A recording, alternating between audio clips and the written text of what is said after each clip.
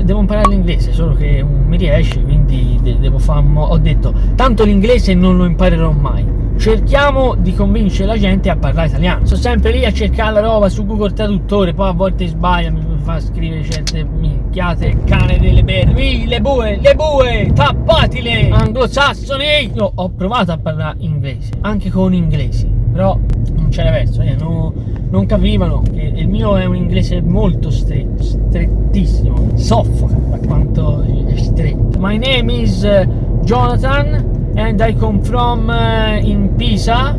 I'm boy Italian. My job is semi actor and categoria. My hobby is football. I like football. Io lo capisce, fa così. I am ex football player, small player, come lo fa capire?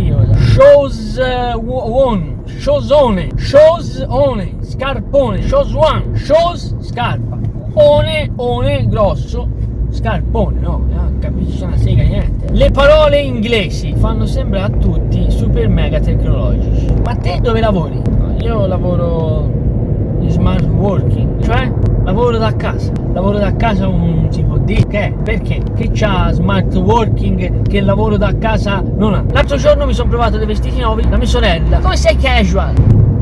Perché mi devi rompere? Che io non so l'inglese, devo andare a cercare sul traduttore. No, anche nella strada, stop. Ci poteva scrivere fermati. No, fermati è troppo lungo. Fermo.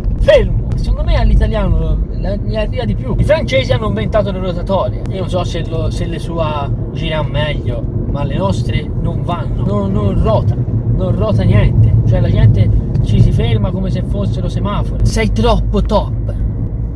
Troppo ganzo. Cosa c'ha top che ganzo non ha? PlayStation, stazione gioco.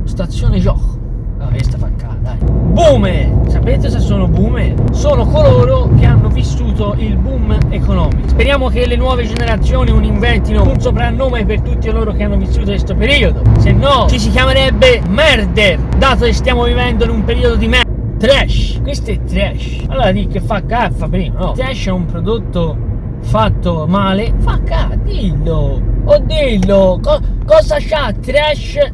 Che fa canona? Poi ce n'era un'altra, non me la ricordo ora. Aspetta, com'era? Come sei? Come stai?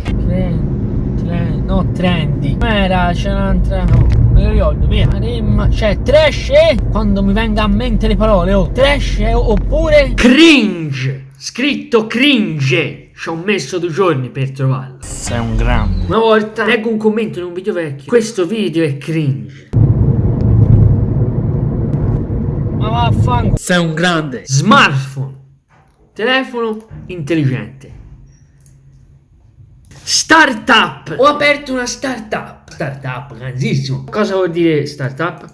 Ho aperto ora. Se uno ti dicesse ho aperto ora, cioè, non ha tanta esperienza. Invece ho aperto una startup. Meeting. Ho un meeting in call con una startup. Ho un incontro in videochiamata con uno che ha aperto gli Erlart. Coffee break. Pausa caffè. Pia caffè che all you can eat, che nessuno sa come si scrive. Mangi quanto ti pare, tanto paghi uguale. Mancherebbe la chiusura, come si dice al prossimo video in inglese. See us at the next video. See us the next video. Sì, uguale. Insomma, va benissimo. ci si vede a giro. Ciao.